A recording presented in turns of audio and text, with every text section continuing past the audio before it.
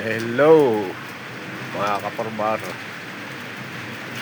Ngayong hapon alas 5:25 ng hapon. Weather update muna tayo dito sa lugar namin sa Villacuana, Barangay Pinagbuatan, Pasig City.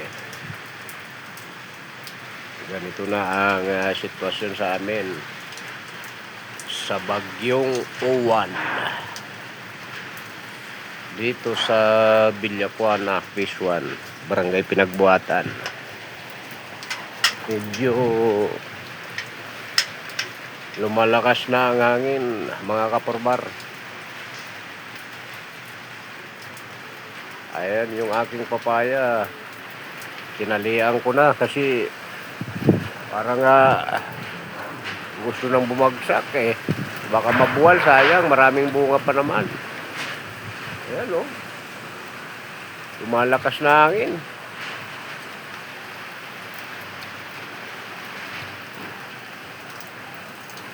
Lalo na sa taas, medyo malakas. Mabuti na lang yung bahay ko, bababa lang hindi masyado mahagip ng hangin kasi matataas na yung mga kapitbahay ko dito Ayan mga kapurbar kasubok. Yan ang sitwasyon namin dito ngayon umaga. Buti na lang wala akong biyahe, coding ako kaya sa bahay lang ako gumawa. Sabi ng Pag-asa, super typhoon daw to Uwan. Ayan, ganito na ang sitwasyon namin alas 5 ng hapon. Alas 5:25. Yan lang. Update lang ng weather system namin dito.